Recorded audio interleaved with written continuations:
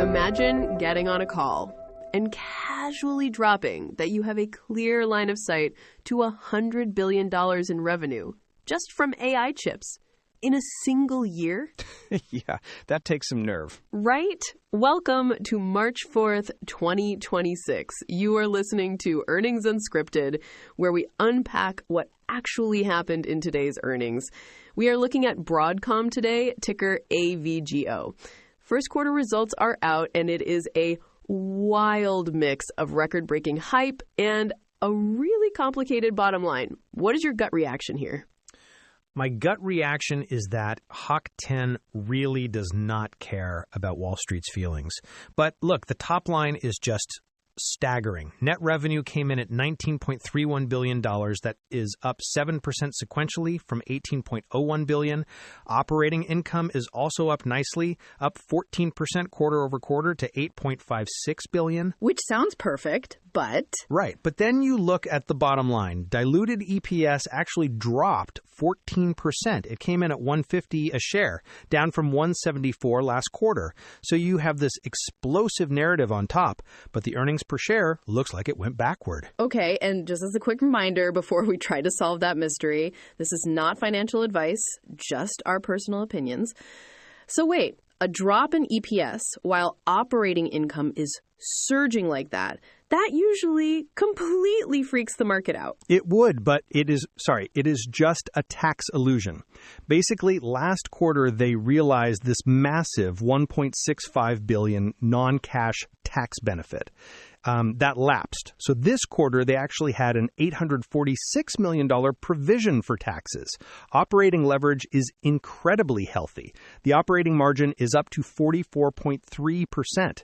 It is purely the tax comp making the net income look bad. Okay, well, that explains the tape today, because the stock had a really rough quarter.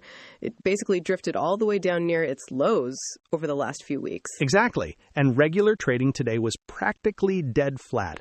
But right when the call started, almost exactly at 5 p.m. Eastern, it just ripped. The stock shot up over 5% in after hours to around $334. I think I know exactly what triggered that. It was not just the tax explanation. It's the swagger. During the Q&A, an analyst from UBS asked if taking on these massive, fully integrated AI hardware racks would drag down their gross margins. And the CEO just straight up says on a live microphone, "I hate to tell you that you must be a bit hallucinating. Our gross margin is solid." How you do not hear people see that on an earnings call? You really don't. I mean, I've seen CEOs dodge margin questions for 20 minutes. He just diagnosed an analyst with hallucinations. But he has the leverage to do it. Broadcom grew their AI revenue 106% year over year to $8.4 billion. They're completely riding this hyperscaler supercycle. Right, but is everything accelerating? Because I saw something about the traditional side of the house dragging. Hold on, let me grab the exact number. Yeah, non-AI semiconductors, so enterprise networking, broadband, server storage, totally flat. Just $4.1 billion year over year. The entire growth engine right now is just AI accelerators and the networks that connect them. Which means they're placing a massive, concentrated bet on the AI giants, never slowing down. All right, let's get into the details. They are absolutely placing a massive bet on those giants. But here's the thing. They are not just hoping the hyperscalers keep spending. They are physically locking the doors behind them so nobody else can even compete. Wait, what do you mean locking the doors? Like a software lock-in? No, literal physical materials, actual bottlenecks. If you dig into the balance sheet, their inventory jumped 30% sequentially. It went from $2.27 billion up to roughly $3 billion. Days of inventory on hand bumped up from 58 to 68 days. Usually you see that and think, uh-oh, demand is falling off. Right. You assume the product is just sitting on a warehouse shelf collecting dust. Exactly. But Kirsten Spears explained they are proactively ramping components. And it actually gets crazier. Hock Tan and Charlie Kawas talked about this infamous T-glass and these advanced packaging substrates. Broadcom has essentially locked up global supply capacity all the way out to 2028. Quick sanity check. T-glass? I feel like we are suddenly in a sci-fi movie. What exactly is that? It is, it is a highly advanced material you absolutely need to build these next generation multi-die AI chips. You just cannot package the silicon without it. And Broadcom basically looked at the market and said, we will buy all of it. Tan specifically noted they were very early and have locked up substrates.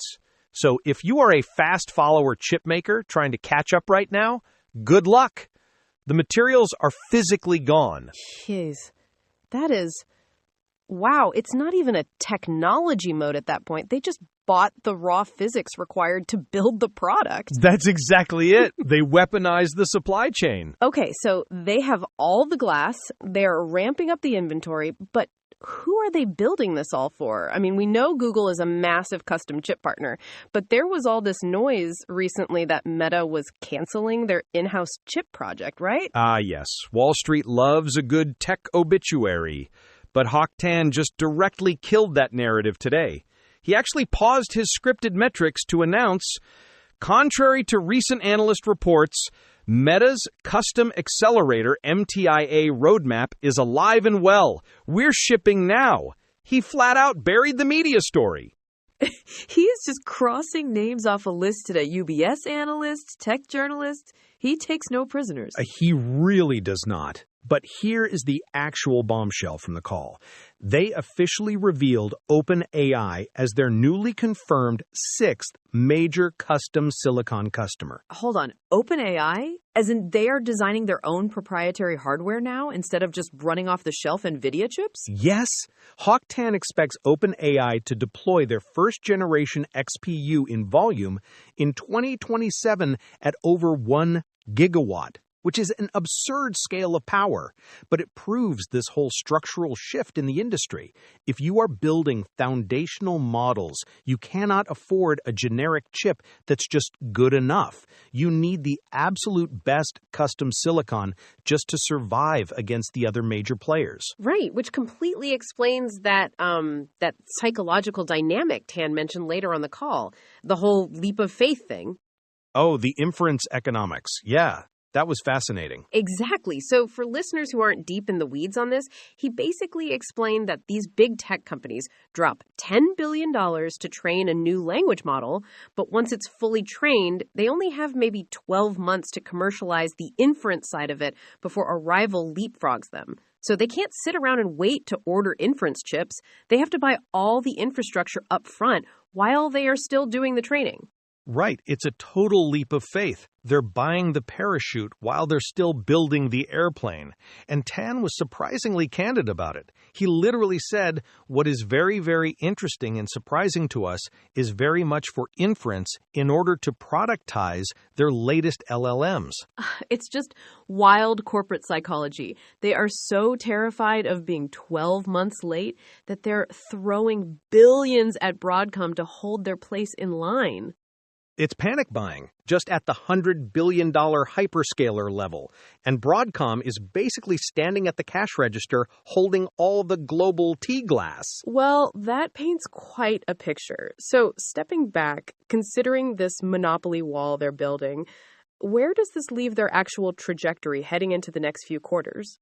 It leaves them staring down, honestly, an absolute cannon of growth. Just looking at the official guidance, they expect Q2 consolidated revenue to hit approximately $22 billion. That is up 47%.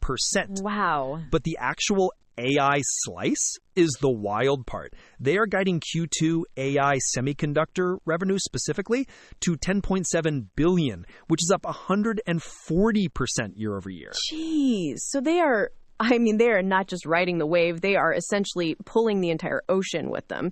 But hold on, if the entire growth engine is just AI, aren't they totally exposed if these tech giants blink? If that whole leap of faith does not pan out? That is the fundamental risk. Yeah, the rest of the house is basically asleep.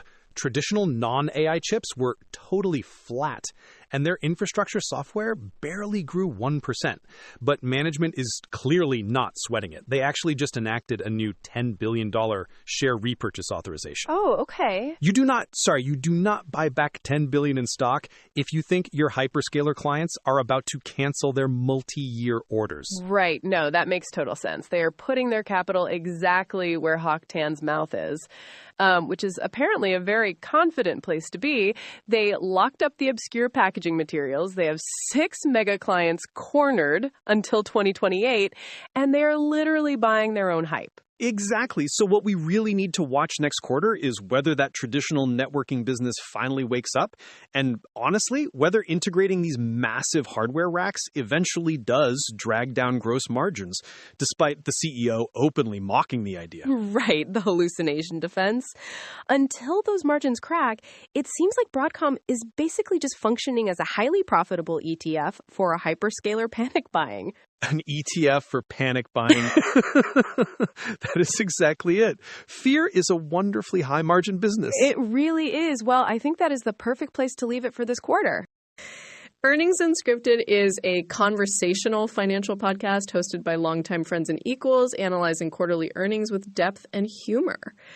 We are actually built with the help of AI tools, which is exactly how we can digest a massive 100-page financial filing in a matter of hours.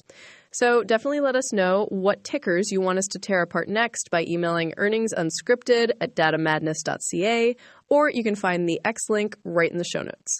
See you after the next closing bell. Catch you next time.